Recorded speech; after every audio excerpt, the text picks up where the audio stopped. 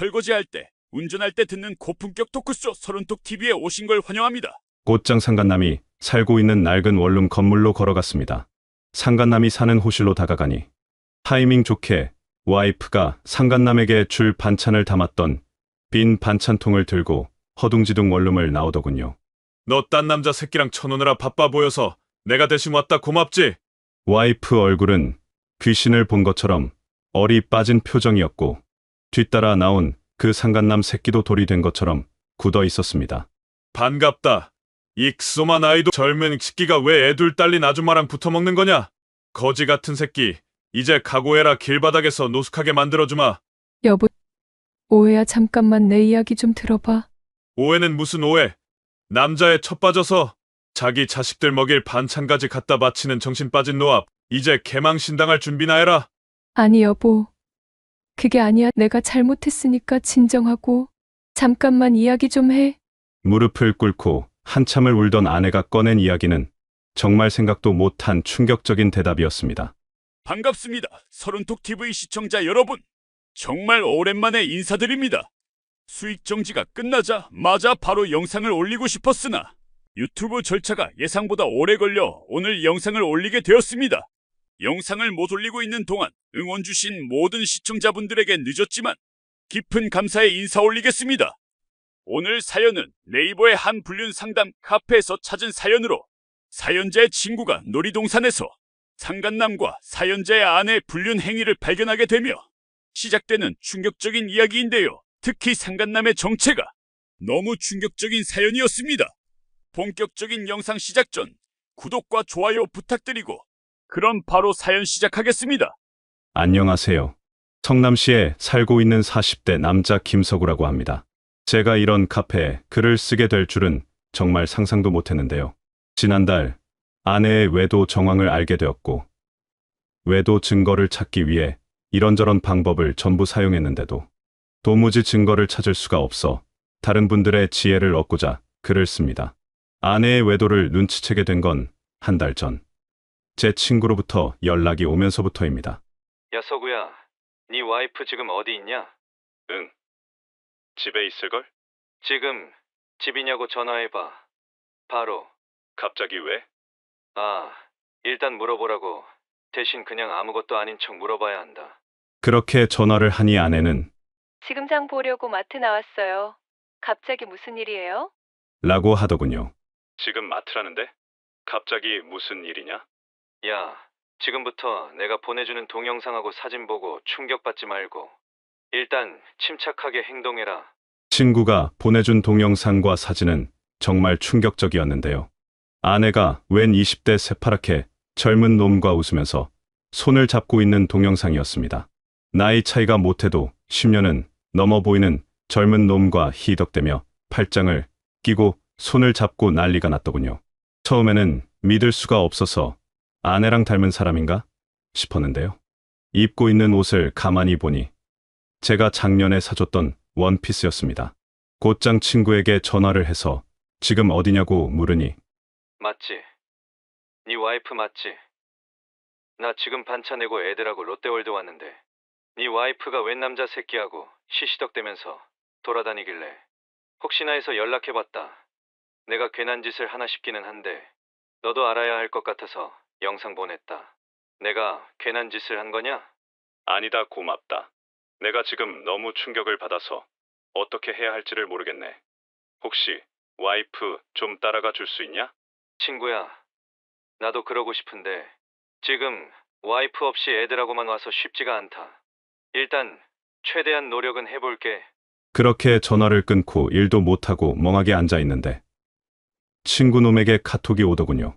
친구야, 진짜 미안하다. 애들이 징징거려서 잠깐 딴 눈 팔다가 놓쳐버렸다. 느낌이 다 놀고 나가는 것 같던데 집에 도착했나 확인해봐라. 마음 같아서는 바로 집으로 달려가고 싶었는데 지금 하고 있는 정말 중요한 업무의 데드라인이 다음 날까지라 도무지 그럴 수 있는 상황이 아니었고 그렇게 황금 같은 타이밍을 놓치게 되었습니다. 그 뒤로 인터넷을 뒤지며 외도 정황을 찾기 위해 많은 노력을 기울였는데요. 일반적인 외도 정황이 하나도 발견되지 않아 골머리가 아픈 상황입니다.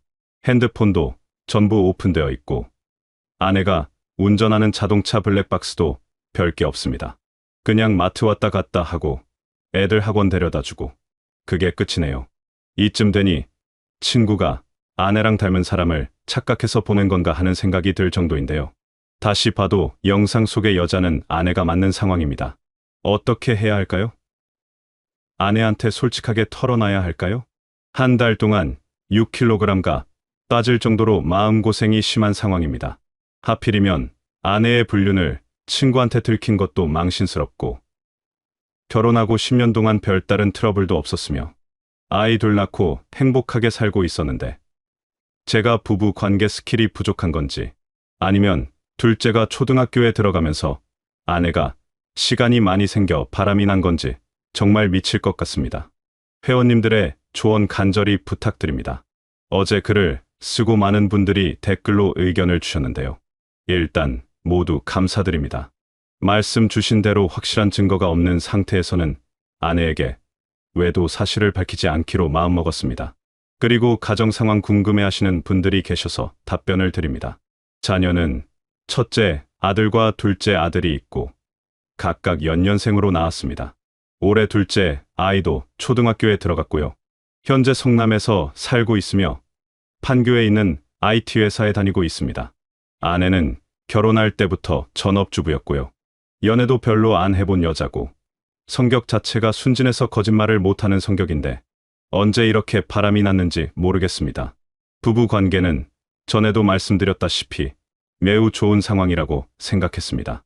성관계도 일주일에 2번은 했고 싸우거나 섭섭한 일이 있으면 바로바로 풀었습니다. 도무지 바람이 날 일이 없는데 정말 충격적입니다. 그리고 바람시어님께서 통장과 카드 내역으로 아내의 지출 내역을 확인해 보라고 하셨는데요. 결혼하고 나서부터 경제권을 전부 아내에게 준 상태라 어디서부터 확인해야 할지 모르겠습니다. 일단 확인하고 다시 연락드리겠습니다. 핸드폰은 2대가 아닌 것 같습니다. 집안이며 아내가 끌고 다니는 자동차를 뒤져봤지만 나온 건 없네요. 안녕하세요. 김서구입니다. 지난주 글을 쓰고 아내의 지출 내역을 확인해봤는데요. 모텔에서 결제한 내역은 없었습니다. 하지만 한 가지 이상한 지출 내역이 있었습니다. 4년 전부터 매달 20만 원에서 50만 원씩 정기적으로 이체된 내역이 있는데요. 개인에게 이체가 되었는데 처음 보는 이름입니다. 그리고 아내가 언제부터 이상해졌는지 기억을 떠올려보라는 분들이 많았는데요. 가만히 생각해보니 1년 전 정도부터 아내의 외출이 많아졌던 것 같습니다. 하지만 애들한테도 잘하고 저한테도 잘했기에 그냥 믿고 살았는데 제가 너무 등신 같고 후회가 됩니다. 돈을 보낸 건 4년 전부터였고 외출이 잦아진 건 1년 전부터라 도무지 뭐가 뭔지 모르겠습니다. 그래도 회원님들 말씀대로 상간남만 공격하려고 합니다. 연애 포함 15년을 만난 사람이 이렇게 배신했다는 게 너무 큰 충격이고 아무것도 모르고 자고 있는 애들 얼굴을 보니 눈물이 납니다. 도대체 아내가 어디서 저런 젊은 남자하고 바람이 날 수 있었는지 예측이 안 됩니다. 아내는 운동도 싫어해서 헬스장 PT를 받은 적도 없고 동호회에 가입한 적도 없으며 호스트바를 다닐 정도로 돈을 많이 쓰지도 못하고 있습니다. 김서구입니다. 3일 전 글을 쓰고 어떻게 하면 아내를 되돌릴까 고민을 많이 했는데요. 마음이 바뀌었습니다. 4년 동안 증거 하나 없이 바람을 피울 정도라면 아내라는 여자가 제가 알던 여자가 아니었을 수도 있다는 생각을 하게 되었습니다. 그리고 바람을 피우면서도 저렇게 아무 일 없다는 듯 웃으며 가족들을 대하는 모습을 보니 사이코패스 같은 느낌이 들어 갑자기 정이 떨어져 버렸네요. 가정 회복은 안 하기로 마음먹었고요. 증거 찾아서 상간남하고 와이프 개망신 주고 이혼하려 합니다. 애들이 눈에 밟히기는 하지만 바람난 엄마 차라리 없는 게 낫겠다는 생각이 드네요. 증거는 너무 철두철미하게 지워서 기다리기가 어려울 것 같고요. 그냥 상간남 만나게 함정 파고 미행하는 게 낫겠다는 생각이 들었습니다. 타이밍 좋게 2주일 뒤에 애들이 다니는 태권도장에서 캠핑을 가는데요. 그때 맞춰 저도 지방 출장이 있다고 말하고 집을 비워야겠습니다. 아내가 핸드폰은 오픈해 놓은 상태라 위치 추적 어플을 몰래 설치해 놨고 아내가 끄는 자동차에는 위치 추적기를 집에는 녹음기를 설치해놨습니다. 뭐든 빨리 증거 잡고 마음이 편안해졌으면 좋겠습니다. 몇 달씩 모른 척하면서 불륜 증거 찾으시는 분들 어떻게 그렇게 하셨는지 존경스러운 마음이 들 정도입니다. 김서구입니다. 일주일 뒤면 애들 태권도장 캠핑 가는 날이고요. 방금 전 그날에 맞춰 갑자기 지방 출장이 생겼다고 이야기를 했습니다. 아내는 출장이 주말에 잡혔다는 게 이상하다는 듯 이야기했는데 일단 믿은 것 같습니다. 이 반후 갑자기 기분이 좋아 보이길래 제 기분이 너무 엿같네요. 그래, 즐겨라. 다음 주면 지옥을 맛보게 해주마. 김서구입니다. 아내 아니 앞으로는 유책이라고 부르겠습니다. 애들 캠핑 보내고 저도 옷가지를 싸들고 나와 있는 상태인데요. 이 정신 나간 노이, 제가 나간 지 한 시간도 안 돼서 차 끌고 밖으로 나갔습니다.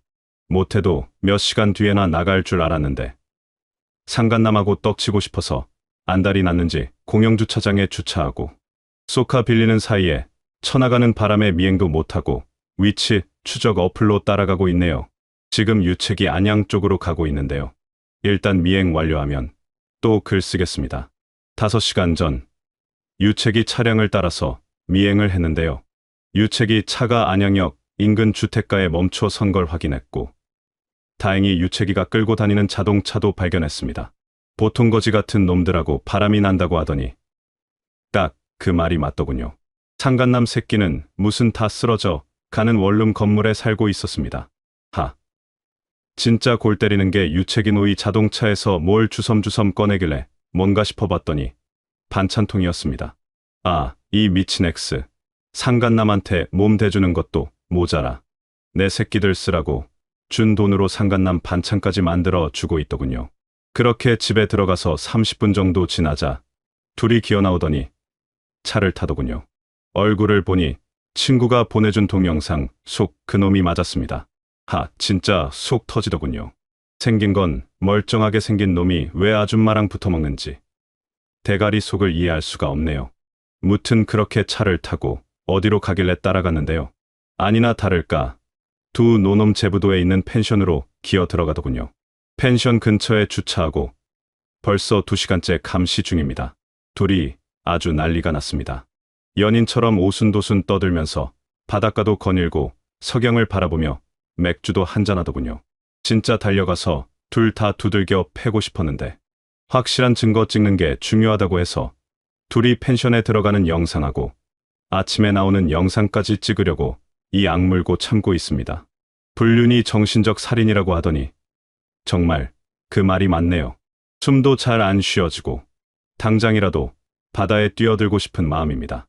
어제 상간남과 유채기의 즐거운 펜션 데이트를 지켜보고 오늘 아침에 둘이 함께 퇴실하는 것도 확인했습니다. 어제 저녁 둘이 아주 눈물겨운 사랑을 하더군요. 고기 구워 먹여주고 저랑 있을 때는 술도 안 먹던 노이 상간남이랑 있을 때는 술을 어찌나 잘 처마시고 잘 노는지 내 돈으로 쳐놀고 있는 모습 보니 정말 속이 터졌습니다. 게다가 무슨 세계의 사랑이라도 하는지 깔깔대며 웃던 노놈들이 갑자기 개처럼 쳐울기도 하고 무튼 살인 충동을 참느라 너무 힘들었습니다. 그렇게 3시간을 밖에서 떠들던 노놈들은 밤 10시가 돼서야 펜션으로 들어가 잠을 쳐자더군요. 이제 상간남이 유채기노이 유부녀인 걸 알고 만났다는 증거만 있으면 되는데요. 일단 집에 돌아가서 자동차랑 집에 있는 녹음기 먼저 확인해 봐야겠습니다. 확인하고 또 글 쓰겠습니다. 김서구입니다. 제가 말도 안 되는 실수를 했네요. 유채기노 차에 설치한 녹음기를 너무 밑에다가 설치하는 바람에 둘이 떠드는 소리가 거의 녹음이 안 되었고요. 집에 설치한 녹음기에서는 둘이 전화를 한 게 분명해 보이는데 주어가 빠진 상태로 통화를 했고 남편이라는 말을 하지 않았습니다. 다만 유채기가 정신 못 차리게 일부러 집에 돌아오는 타이밍에 맞춰서 집에 도착했는데요. 주차장에서 저를 만나니 엄청 당황하더군요. 모르는 척 말거니 당황하는 표정은 좀 웃겼습니다. 어우, 너무 피곤하다 나왔어. 당신은 어디 갔다 와? 여보, 일하느라 고생 많았어. 집에 오면 온다고 말을 해주지. 난 그 마트 다녀왔어. 근데 장 본 건 어디 있고? 그러니까 마트를 갔는데 뭐 살 게 없어서 그냥 왔지.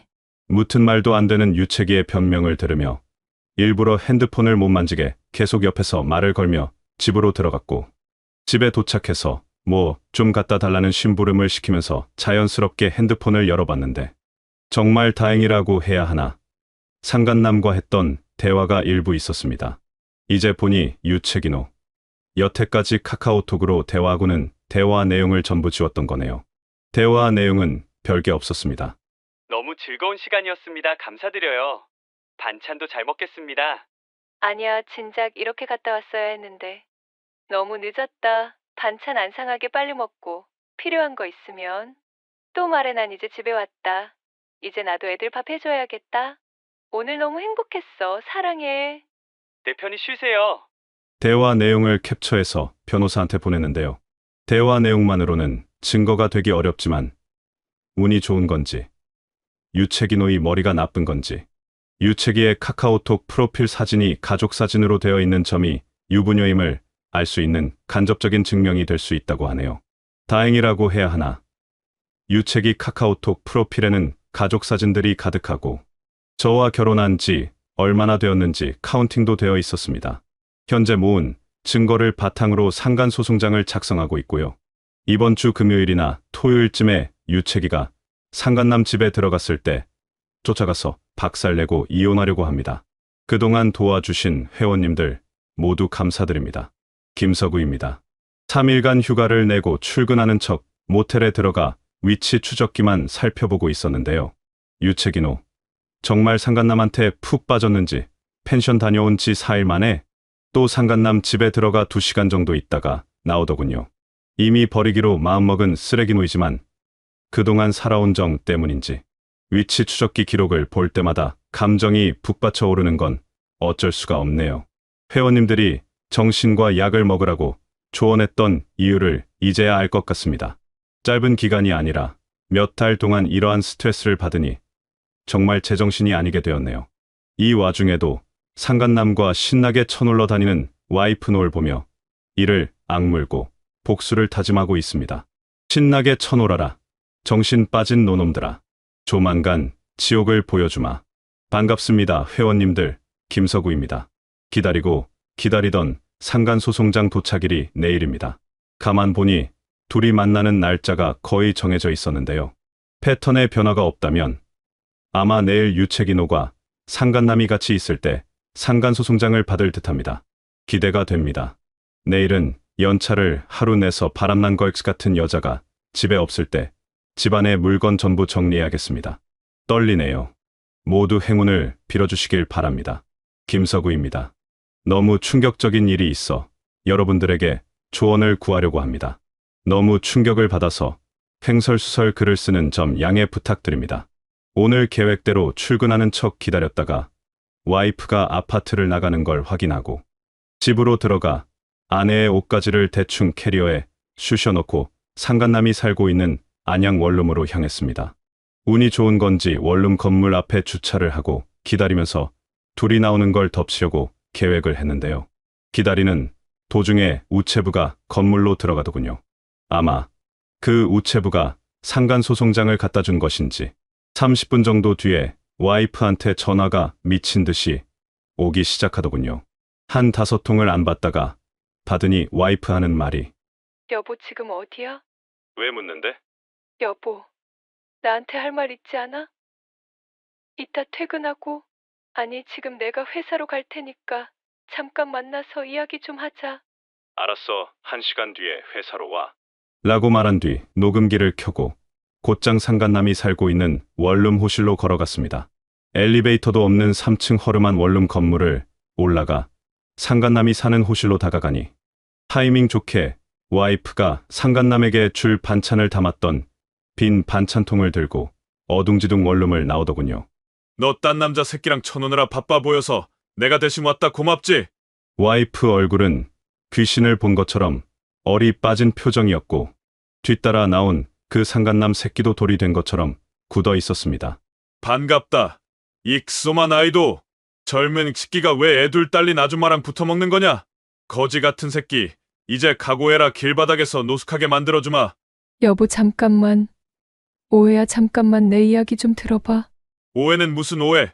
남자에 첫 빠져서 자기 자식들 먹일 반찬까지 갖다 바치는 정신 빠진 노합. 바람을 쳐 피워도 좀 돈 있는 놈을 만나지. 머리가 나쁜 거냐? 아니 여보, 그게 아니야. 잠깐만 이야기 좀 해. 내가 잘못했으니까 진정하고 잠깐만 이야기 좀 해. 계획대로라면 와이프 옷이 들어있는 캐리어를 던져놓고 집으로 돌아오려고 했는데요. 기절할 듯이 울면서 제 바짓가랑이를 붙잡고 이야기하자는 와이프와 갑자기 머리를 감싸 쥐고 쭈그려 앉더니 미친 사람처럼 꺼이꺼이 울기 시작하는 상간남의 모습이 이상하여 결국 상간남이 살고 있는 바퀴벌레 나올 것 같은 원룸에 들어가 이야기를 하게 되었습니다. 무릎을 꿇고 한참을 울던 아내가 꺼낸 이야기는 정말 생각도 못한 충격적인 대답이었습니다. 아내가 만나던 남자는 상간남이 아니라 자기 아들이라고 하더군요. 너무 충격을 받아 입을 벌리고 어버버하고 서 있었는데요. 그때 와이프 뒤에서 같이 울고 있던 상간남이 죄송합니다. 정말 죄송합니다. 제가 과한 욕심을 부려서 잘 살고 있는 가족에 너무 큰 피해를 드린 것 같습니다. 정말 죄송합니다. 제가 다시는 연락도 안 하고 나타나지도 않겠습니다. 그러니 제발 어머니는 용서해 주세요. 정말 죄송합니다. 너무 충격적인 상황이라 일단 집에서 이야기하자고 말하고는 나와버렸는데요. 어떻게 운전을 하고 왔는지도 모르겠고 도무지 생각이 정리되지 않아 집 근처 공원에서 3시간째 서성이고 있습니다. 저는 어떻게 해야 할까요? 정말 미칠 것 같습니다. 김서구입니다. 어제 글을 쓰고 회원님들께서 작성해 주신 조언들을 읽으며 생각을 정리하고 밤 12시 정도 집으로 들어갔습니다. 애들은 자고 있었고 제가 들어오는 소리를 듣자마자 와이프는 눈이 퉁퉁 부은 채로 마중을 나오더군요. 집 안에서 이야기를 하면 목소리가 커질까봐 일단 차에 태워 인근에 있는 인적 드문 탄천공원으로 갔습니다. 한참을 말없이 있던 아내가 먼저 입을 열더군요. 미안해. 내가 당신을 속였어. 미리 말을 했어야 했는데. 말을 하면 당신이 나하고 헤어질 것 같아서 겁이 나서 말을 못했어. 이제부터 네가 하는 말들 전부 녹음한다. 쓸데없는 말 없이 언제 나왔고 언제 만났는지 처음부터 끝까지 전부 말해라. 나중에 확인해서 거짓말이 밝혀지는 날 너 내 손에 죽을 수도 있어. 또 한참을 울던 아내는 이야기를 하기 시작했습니다. 내용을 들어보니 고등학교에 입학하면서 같은 학교, 고등학교 3학년 양아치 선배가 아내에게 찝적대기 시작했다고 합니다. 처음에는 거절했으나 계속되는 구애로 결국 연애를 시작했고 연애한 지 5개월 만에 임신을 하게 되었다고 하더군요. 당장이라도 엄마에게 이야기에 중절을 했어야 했는데 어린 나이에 임신 사실을 알리는 게 너무 무서워 말을 못하고 있다가 겨울방학이 끝나갈 즈음 임신 사실이 엄마에게 들키게 되었다고 합니다. 이미 시간이 많이 지난 상태라 중절 수술을 하면 임산부도 위험할 수 있다는 의사의 소견으로 결국 아이를 낳게 되었다고 합니다. 돌아가신 장모님은 와이프와 그 선배를 결혼까지 시키려고 했었지만 그 남자의 집안은 남자와 바람나 가출한 엄마, 그리고 노가다로 하루 벌어 하루 먹고 사는 말 그대로 막장 집안이었고 그 선배라는 작자도 무슨 생각으로 애를 낳았냐며 아내에게 화를 내는 모습을 보며 결혼 생각을 접었다고 하더군요. 장인어른은 아내가 초등학교 때 돌아가셔서 장모님 혼자 식당 일을 하며 살아가고 있었기에 둘이서 애를 키우는 것도 무리였다고 했습니다. 결국 아이를 낳고 한 달이 될 무렵 장모님은 아이를 어디론가 입양 보냈다고 했습니다. 아내는 몇 번이나 아이가 어디 있는지를 물었지만 장모님은 아내가 25살에 교통사고로 돌아가시기 직전까지도 이야기해주지 않았다고 하더군요. 한 달밖에 못 봤던 아이였기에 아내도 그 일을 조금씩 잊고 있었는데 4년 전 전화가 왔다고 합니다. 제가 의심했던 그날이더군요. 장모님과 아내는 고등학교를 중퇴할 때까지 목포에서 거주했었는데요. 아내가 초등학교 때부터 친하게 지낸 이모가 있었다고 합니다. 말이 이모지 그냥 촌수가 먼 친척이었지만 장모님과 나이도 비슷하고 사는 곳도 가까워 친하게 지냈다고 합니다. 그 이모가 돌아가시면서 이모의 남동생이 연락을 했다고 하더군요. 목포로 내려가 장례식장에 가서 조문을 하고 돌아가려는데 그 이모의 남동생이 아내를 부르며 말했다고 합니다. 그동안 아내의 아이를 이모가 키우고 있었다고요. 이모라는 분은 장모님과 마찬가지로 일찍 사별해 혼자 사시는 분이었는데 아내의 사정을 듣고 아이를 입양해 키웠던 것이었습니다. 생활비는 이모가 목포시장에서 건어물을 판 돈과 매달 장모님이 보내주시는 돈으로 충당했다고 합니다. 그러다 아이가 고등학교에 입학할 즈음 이모가 갑자기 췌장암에 걸려 겨우 3개월 만에 돌아가셨고 세상에 그 아이 혼자 남게 된 것이었습니다. 이모의 남동생은 그 아이가 이모의 아들이 아니라는 걸 알고 있었기에 이모가 돌아가신 이후 아내에게 연락을 한 것이었고요. 아내는 이미 가정을 이룬 상황이라 이 사실이 남편에게 알려지면 가정이 파탄날 거라며 자신의 존재를 아이에게 알리는 걸 한사코 거부했다고 했습니다. 대신 매달 30만 원 정도를 이모의 남동생분에게 드리는 조건으로 고등학교 때까지만 남동생분 집에서 살게 해달라고 부탁했고요. 그렇게 아내는 저 몰래 이모의 남동생에게 30만 원에서 50만 원 정도의 돈을 보내주고 있었던 것입니다. 그렇게 아내는 3년 동안 아이의 생활비를 몰래 보내며 자신의 존재를 숨겼는데요. 아이가 고등학교를 졸업했다는 소식을 듣고 몇 개월 뒤 그 아이한테 전화가 왔다고 합니다. 안녕하세요. 박수미님 연락처 맞을까요? 네. 누구세요? 안녕하세요. 저는 20년 전 모르겠다. 저 엄마 아들이에요. 아내는 어찌할 바를 몰랐다고 합니다. 평생 숨기기 어려운 일이었지만 내심 평생 숨길 수 있기를 바랐다고 하더군요. 그런데 수십 년간 숨겨왔던 천륜이 이렇게 자신을 찾아오자 아무 생각이 들지 않았다고 했습니다. 그때는 그냥 이 아이와의 관계를 숨기고 저와 아이들과 조용히 살고 싶다는 생각밖에 안 들었다고 합니다. 그래서 제가 박수미는 맞는데 전화 잘못 거셨어요. 저는 가정이 따로 있는 사람입니다. 어디서 이상한 장난 전화하세요? 라고 말했답니다. 그러자 아이가 엄마 그러니까 제가 뭘 바래서 전화한 건 아니에요. 보내주신 돈으로 열심히 공부해서 이번에 아주대학교를 들어갔어요. 그동안 돈 보내주신 거 감사하다고 말씀드리고 싶어서 연락드렸습니다. 감사합니다. 라고 말했다고 합니다. 자신의 아이에게 더 이상 모질게 말할 수가 없었다고 하더군요. 하지만 아이가 이미 자신의 연락처와 이름을 알았기에 언젠가 우리 가족 앞에 나타날까봐 너무 무서웠다고 했습니다. 결국 자신의 난처한 상황을 아이에게 이야기하고자 그 아이를 만났다고 합니다. 낳은 지 한 달 만에 다른 곳으로 입양을 보냈던 아이라 길에서 마주치면 얼굴도 못 알아볼 거라 생각했는데 수많은 인파 속에서도 단박에 알아볼 수 있었다고 합니다. 차라리 내 존재를 몰랐으면 내가 덜 아팠겠는데 내가 많이 원망스러웠지? 나도 마음이 너무너무 아파. 그런데 동현아, 엄마는 지금 새로운 가정을 꾸려서 살고 있어. 엄마의 욕심으로 지금 남편한테는 너의 존재를 이야기하지 못했어. 동현아, 엄마가 정말 미안한데 지금 내가 우리 가족 앞에 나타나면 나는 물론이고 아무것도 모르는 남편과 내 동생들이 너무 큰 충격을 받을 거야. 적어도 내 동생들이 성인이 될 때까지만이라도 연락을 피해줄 수 있겠니? 그러자 아이가 말했습니다. 어려서부터 저를 키워주신 분이 제 친모가 아니라는 걸 알고 있었어요. 시장바닥 아줌마들은 항상 소문내는 걸 좋아하셨거든요. 제가 연락드린 건 엄마한테 무슨 돈을 받으려고 한 것도 아니고요. 그저 제 친엄마가 어떤 목소리고 어떤 얼굴을 했는지만 알고 싶어서 연락드렸던 거예요.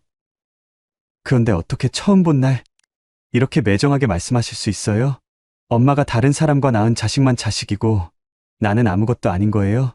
그렇게 아내에게 섭섭함을 토로하던 아이는 형식적으로라도 좋으니 자기가 공익근무요원으로 들어가기 전 딱 1년만 엄마 노릇을 해줬으면 좋겠다고 이야기하며 그렇게만 해주면 다시는 연락하지 않고 나타나지 않겠다고 약속을 했다고 합니다. 그렇게 1년간 엄마 노릇을 하다가 저에게 불륜으로 오해를 받아 고소를 당하게 된 것이고요. 불륜을 하다 걸려놓고 거짓말을 하는 건지 의심도 해봤는데 가만 보니 상간남, 아니 동년이의 얼굴에 아내의 얼굴이 그대로 있더군요. 이건 도무지 같은 핏줄이 아닐 수가 없었습니다. 그 이야기를 다 듣고 나니 말로 표현하기 어려운 두 가지 분노가 생겼습니다. 첫 번째 분노는 결혼 전 아이를 낳아놓고 순진한 척 모르는 척하며 10년 넘게 저를 기만한 아내의 이중성이 용서가 안 된 것이고, 두 번째는 아무리 저와 우리 아이들이 소중하다 한들 어떻게 20년 만에 자신을 찾아온 아들에게 그렇게 모질게 말할 수 있는지 아내의 발언들이 너무 충격적이었다는 점입니다.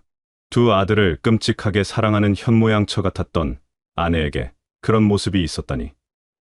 내가 정말 사랑했던 여자가 맞는지 믿을 수가 없었습니다. 아무리 그래도 어떻게 그따위 약속을 하고 1년 동안 엄마 노릇을 한 건지, 그 아이의 마음이 어떻게 골마갈지는 생각도 하지 않고 자기 아니만 챙긴 아내의 모습에 심히 역겨움이 올라왔습니다. 넋이 빠진 채로 멍하니 무릎을 꿇고 엉엉 울며 다시는 그 아이를 만나지 않겠다. 한 번만 용서해달라 빌고 있는 아내를 보다가 저도 모르게 닥쳐라라는 말이 나오더군요. 존경하는 회원님들, 저는 어떻게 해야 할까요? 도무지 어떻게 해야 할지 감이 잡히지 않습니다. 김서구입니다. 지난주 그 일이 있고 난 뒤로 아내는 계속해서 용서를 빌고 있는데 도무지 아내의 얼굴을 볼 자신이 없어 그냥 말 걸지 말고 애들한테 잘하라고 했습니다.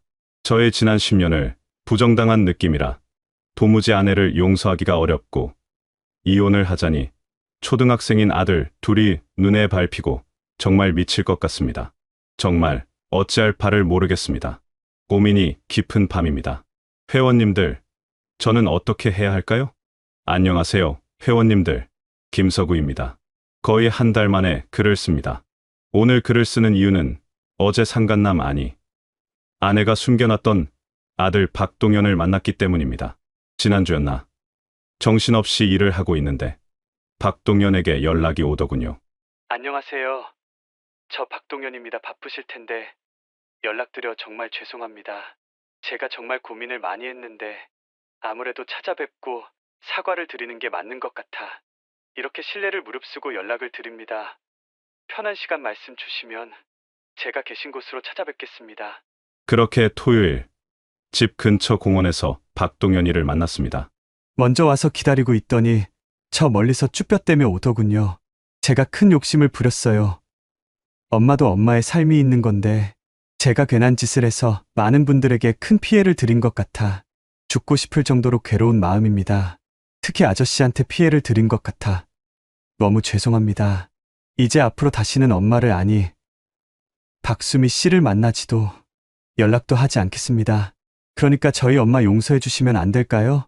제가 너무 마음이 괴로워서 연락을 드렸었는데 저희 엄마도 저 때문에 너무 힘든 상황에 빠지신 것 같아서요. 혹여나 저 때문에 두 분이 이혼이라도 하시면. 닥쳐라, 어린 놈이 어디서 어른들 일에 이래라 저래라냐? 내가 알아서 할 일이니까 너는 신경 쓰지 마라. 무슨 말 하는지 알겠으니까 오늘은 그냥 돌아가라. 내가 생각 정리되면 내 엄마 통해서든 내가 직접이든 연락할 테니까 이제 가라. 화가 나신 건 알겠는데. 닥쳐라. 가라니까. 모질고 못된 거 인정합니다. 저 어린 놈이 무슨 심정으로 나를 찾아왔는지 뻔히 알면서도 아내의 얼굴을 빼다 박은 아들을 보니 속이 뒤집히는 것 같아 저도 모르게 막말을 했는데요. 용기를 내서 사과하러 왔는데 모진 말을 들으니 동현이도 울면서 화를 내더군요. 제가 뭘 그렇게 잘못했는데요? 그냥 엄마 한번 만나보고 싶었던 게 그렇게 잘못한 거예요? 왜 나만 혼자고 나만 잘못한 건데요? 내가 뭘 그렇게 잘못했는데요? 내가 평생 만나겠다는 것도 아니고 겨우 1년 엄마 아들로 있겠다고 하는 건데 그것도 허락을 받고 눈치를 봐야 하는 건데요. 안 만나요. 치사하고 더러워서 이제 안 만나. 닥쳐라. 이놈의 새끼가 어디서 어른 앞에서 목소리를 키워. 내가 나중에 생각 정리해서 연락 준다고 했잖아. 가서 기다리고 있으라고. 아저씨, 약속드릴게요. 제가 이제 다시는. 닥쳐라. 저도 모르게 계속해서 닥치라고 하자 박동현은 할 말을 잃었는지 아무 말 없이 저를 쳐다보더니 그렇게 공원을 떠나더군요. 그리고 그날 밤 침대에 누워 눈을 감고 있는데 한참을 눈치 보던 아내가 또 저에게 말을 걸더군요. 여보, 자고 있어요? 아니, 왜? 동현이하고 오늘 만났다면서요. 앞으로 우리 다시는 안 만나기로 약속했어요. 자기가 잘못했다고 전해달라고. 닥쳐라. 걔는 내 아들 아니냐? 인간 탈을 쓰고 어떻게 그따위 막말을 짓거리냐?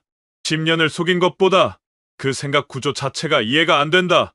여보, 나는 우리 애들 생각해서 그런 거예요. 우리 이혼이라도 하면 닥쳐라, 듣고 싶지 않으니까. 닥쳐라. 저 아무 말도 안 했어요. 이게 어제 있었던 대화입니다. 두 아들 때문에 이혼도 못하겠어서 답답하고, 그렇다고 아내의 저런 모습을 보자니 속이 터질 것 같고, 그중 제일 환장하겠는 건 이제 자기 엄마 안 만난다고 울면서 혼자 비실비실 공원을 걸어나가던 그놈 뒷모습입니다. 저는 어떻게 해야 할까요? 안녕하세요 회원님들, 김서구입니다. 마지막으로 글을 쓰고 벌써 9개월이 흘렀습니다.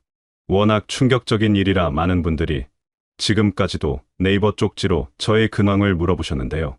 많은 조언을 받았기에 기꺼이 답장을 해드리는 것이 인지상정인데, 제 생각이 정리되지 않은 상태였고 너무 많은 쪽지가 와서 일일이 답장을 못 드린 점 사과드립니다. 우선 제 근황을 말씀드리자면 5개월 전부터 저희 가족은 박동현 군과 함께 거주하고 있습니다. 제 개인 서재로 쓰던 방을 정리해 박동현 군의 방으로 만들어 주었습니다. 당연히 쉬운 일은 아니었습니다. 아내의 거짓말로 무너진 부부 관계를 회복하지도 못한 상태였고, 박동현 군과 함께 살게 되었을 때 저희 아들들이 겪을 혼란도 염려가 되었고요. 무엇보다 제 속이 좁아서인지 박동현과 아내의 닮은 얼굴이 떠오를 때마다 속에서 천불이 터져 나왔습니다. 하지만 아무리 그래도 천륜을 제 손으로 끊는 건 사람이 할 짓이 아니라는 생각을 했고, 무엇보다 힘든 환경에서도 아주대학교까지 합격한 어린 놈인데 이번 일로 삐뚤어지지 않을까 하는 등신 같은 오지랖 때문이었습니다. 제가 등신 같은 거 잘 알고 있습니다. 처음 박동현 군에게 같이 살자고 이야기했을 때 박동현 군은 당황한 표정을 지으며 저는 그냥 여기서 혼자 사는 게 편하고, 그 아저씨하고 엄마하고 낳은 동생들, 아니 그러니까 아들들이 있다고 들었는데 그 아이들이 저를 불편해할 거예요. 갑자기 왜 이러시는지는 모르겠는데 저는 그냥. 닥쳐라. 어디서 말대답이냐. 언제는 왜 자기는 엄마 보는데 눈치 봐야 하냐며 연병을 떨더니 지금 와서 빼는 거냐? 내 좋아하는 엄마 와서 신나게 만나라. 제가 두 분 관계를 이렇게 만들었는데 어떻게 거기서 편하게 살. 닥쳐라, 들어오라면 오지. 뭔 놈의 말이 그렇게 많아? 내가 좋아서 오라는 줄 아냐? 너랑 내 엄마 못 만나게 하면 내 엄마는 또 밤마다 질질 짤 테고, 그 꼴 보는 게 싫어서 들어오라는 거니까 잔소리하지 말고 들어와라. 죄송해요. 제가 너무 닥쳐라. 난 널 알고부터 한 번도 편했던 적이 없고 매일매일 미친 듯이 불편했다. 어디 감히 내 앞에서 불편을 논하냐? 들어와서 너도 불편하게 살고 내 엄마도 불편하게 만들어야겠다. 따뜻한 말로 데리고 들어왔으면 좋았겠는데, 저도 제가 이렇게 속이 좁은 놈인 줄 몰랐습니다. 그렇게 한 달 정도 살고 있던 원룸을 정리하고 박동현은 저희 집으로 이사 오게 되었는데요. 짐을 한가득 들고 쭈뼛대며 현관문 앞에 서 있더군요. 닥쳐라. 아무 말도 안 했는데요. 닥쳐라. 어디 감히 말대꾸냐? 닥치고 저 방으로 들어가서 내 짐 풀어라. 그렇게 짐을 정리하고 5명이 함께 저녁을 먹게 되었는데요. 박동현 군이 누군지 신나게 물어보는 두 아들과는 다르게 박동현 군은 아무 말 없이 밥만 먹고 있었습니다. 너 왜 아무 말도 안 하고 밥 먹냐? 어차피 닥치라고 하실 거잖아요. 닥쳐라. 어디 감히 예상을 하고 있냐? 아내는 그런 제 모습을 보더니 쭈뼛거리며 눈치를 보더군요. 할 말 있으면 말해라. 여보, 제가 닥쳐라. 듣고 싶지 않다. 압니다. 제 속이 밴댕이 소갈딱지보다 작다는 걸. 그래도 어쩌겠습니까? 저놈 얼굴만 보면 속이 터질 것 같고 아내의 얼굴만 보면 미칠 것 같은 거려. 그렇게 서로 불편해하며 벌써 5개월이 지났고, 이제 다음 주면 박동현 군이 사회복무요원으로 근무하기 위해 육군훈련소에 입소합니다. 진짜 제가 뭐 하는 건지 저도 모르겠네요. 또 시간 나면 글 쓰겠습니다. 안녕하세요 회원님들, 김서구입니다. 3일 전 박동현 군이 논산훈련소로 훈련을 받으러 갔습니다. 겨우 5주 훈련받고 쳐나오는 건데 아내는 뭘 그렇게 걱정이 많은지 정신줄을 놓고 다니더군요. 괜히 운전하다가 사고 나서 귀찮은 일이 생길 것 같아 두 모자를 논산훈련소에 데려다 주고 왔습니다. 훈련소 앞 갈비집은 아직도 맛이 없었는데 닥동현하고 아내는 뭐가 그리 맛있는지 열심히 입에 쑤셔 넣더군요. 같은 핏줄이라 입맛도 비슷한가 하는 생각이 들어 또 열이 받았습니다. 입소하기 전에 박동현 군이 그러더군요. 닥치고 다녀오겠습니다. 오냐? 닥치고 가라. 박동현 군은 훈련소 들어가는 스트레스 때문인지 닥치라고 막말을 해줬는데도 배시시 웃으면서 훈련소로 들어가더군요. 그 와중에 옆에 있던 아내가 꺼이꺼이 울어서 창피하고 진짜 열받았습니다. 제가 진짜 뭐하는 놈인지, 왜 남의 아들놈 훈련소 입소를 데려다주고 있는 건지 진짜 저도 미치겠습니다. 안녕하세요 회원님들, 김서구입니다. 거의 2년 만에 글을 씁니다. 아내의 혼외자와 함께 살기로 결정하며 많은 분들의 응원과 염려를 받았는데요. 최근 제 이야기를 TV에 방영하고 싶다는 어떤 작가님의 연락을 받았지만 이게 무슨 자랑거리라고 방송에 내보내나 싶어 거절했습니다. 저는 요즘 그럭저럭 살고 있습니다. 동현이는 그동안 사회복무요원으로 출퇴근을 하고 있고 이제 소집 해제가 얼마 남지 않았습니다. 두 아들놈들은 점점 장난꾸러기가 되었고 동현이하고도 사이가 많이 좋아졌습니다. 아들놈들 봐달라고 한 적도 없는데 동생들이 생겨서 좋다며 자기가 잘 봐주더군요. 동현이가 공부를 잘했던 편이라 애들 공부도 봐주고 무튼 아직도 간혹 열받을 때가 있지만 아들놈들 봐주는 거 보면 손해보는 장사는 아니라는 생각이 듭니다. 특히나 첫째가 벌써 사춘기가 왔는지 어떤 날은 저에게 크게 대든 적이 있었는데요. 옆에서 가만히 쳐다보던 동현이 놈이 갑자기 발끈하며 닥쳐라. 어디 감히 아버지한테 대드는 거냐? 오냐오냐 해주니까 부모님이 만만해 보이냐? 거지 같은 원룸으로 보내버리기 전에 당장 아버지에게 사과해라.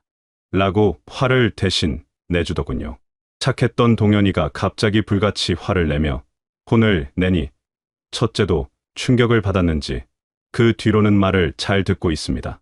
뭐랄까, 손 안 대고 코 푼 것 같아 편리합니다. 아내는 그만 편하게 살라고 했는데도 아직도 중간중간 제 눈치를 보면서 살고 있습니다. 눈치 보는 사람이 옆에 있으니 가끔은 불편함이 있습니다. 불편함 그것이 제 인생인 듯합니다. 아직도 이 카페에는 배우자의 배신으로 고통받는 분들이 많네요. 모두 이겨내시고 행복과 평화를 찾으시길 바랍니다. 감사합니다. 안녕하세요 회원님들. 저는 8년 전 상간남인 줄 알았던 남자가 알고 보니 아내가 고등학교 때 낳은 아들이라는 사실을 알았던 사람입니다. 그때 저에게 수많은 조언을 해주셨던 분들, 늦었지만 어디선가라도 행복하게 사시길 기원합니다. 8년 만에 카페에 돌아와 글을 쓰는 이유는 지난달 아내가 췌장암에 걸려 운명을 달리했기 때문입니다. 상을 치르고 아내와 있었던 지난 추억들을 떠올리다 보니 여기까지 오게 되었네요. 초등학생이던 아들 두 놈은 중학교에 들어갔고 첫째는 내년이면 고등학생입니다. 갑작스러운 엄마의 사망으로 큰 충격에 빠지긴 했지만 동현이가 아이들을 잘 달래주어 저도 무사히 상을 치를 수 있었습니다. 동현이는 대학을 졸업하자마자 취업을 하여 중견기업에 들어갔었는데 작년에 대기업으로 이직하는 데 성공했습니다. 요즘은 연애도 하는 것 같더군요. 그나저나 제가 예전에 쓴 글들을 보다 보니 아내 생각이 더 많이 나서 눈물이 흐르네요. 췌장암 사실을 뒤늦게 알게 되어 이제 살 날이 얼마 남지 않았다는 사실을 알고 난 뒤 한동안 아내에게 모질게 대했던 지난날들이 너무 후회되어 아내에게 주절주절 사과를 했습니다. 아내는 병상에 누워 제 사과를 한참 듣더니 그러더군요. 닥쳐요. 아파 죽겠는데 왜 자꾸 예전 일을 꺼내서 또 사람 신경 쓰이게 해요? 진짜 마지막까지 이럴 거예요? 어처구니가 없어서 피식 웃으니 아내는 고맙고 미안해요. 동현이 가족으로 받아줘서 평생 동안 가지고 있던 마음의 짐을 덜 수 있었어요. 당신 옆에서 오래오래 살면서 보답하고 싶었는데 너무 미안해요. 그 대화 이후 아내는 한 달 만에 세상을 떠났습니다. 글을 더 쓰고 싶지만 감정이 격해져 이만 마무리하겠습니다. 안녕하세요 회원님들, 김서구입니다. 오랜만에 글을 씁니다. 2년 전 마지막으로 글을 쓰고 많은 분들의 애도와 응원이 있었는데 그때는 도무지 감정이 정리가 안 되어 감사의 인사를 못 드렸습니다. 어느덧 아내가 죽고 벌써 2년이 지났네요. 공부를 잘했던 첫째는 경희대에 들어갔고 둘째도 별 문제가 없으면 좋은 대학에 갈 수 있을 것 같습니다. 뜬금없이 2년 만에 글을 쓴 건 어제 동현이가 결혼할 사람을 데려왔기 때문입니다. 사실 피가 섞이지 않은 사이고 제가 속이 좁아 한동안 못되게 말을 했던 터라 아내가 죽고 자연스럽게 멀어질 줄 알았는데 고맙게도 이놈은 집안에 무슨 일이 있을 때마다 나서서 일을 해결해주고 명절에도 인사를 왔었는데요. 어제 결혼할 사람을 인사시키며 인사드려 지연아, 내 아버지야. 라고 말하며 씩 웃는 동현이의 얼굴에 제 아내가 보여 주책맞게 또 눈물을 흘렸네요. 아내가 죽고 왜 이리 눈물이 많아졌는지 아직 50대인데 벌써 갱년기가 왔나 봅니다. 아내는 세상을 떠났지만 아내가 남겨주고 간 보물들이 이렇게 작은 행복을 선물해주네요. 존경하는 회원님들, 인생은 어떻게 될지 한 치 앞을 모르는 것 같습니다. 슬픔과 분노에 빠져 있지 말고 모두 하루하루 최선을 다해서 행복하게 사시길 바랍니다. 분노로 시작한 이야기지만 사연자의 넓은 아량과 재미있는 글솜씨 덕분에 한동안 웃으면서 봤던 사연이었는데요. 갑자기 아내분의 죽음으로 가슴 한쪽이 먹먹해지는 사연이었습니다. 사연자의 말대로 인생은 정말 한 치 앞도 모르는 것 같습니다. 분노와 슬픔에 매몰되기보다는 항상 행복과 즐거움을 찾는 인생이 되기를 바라겠습니다. 그럼 다음에도 흥미롭고 재미있는 영상으로 찾아뵙겠습니다. 마지막으로 구독과 좋아요 부탁드리고 지금까지 32기였습니다. 감사합니다.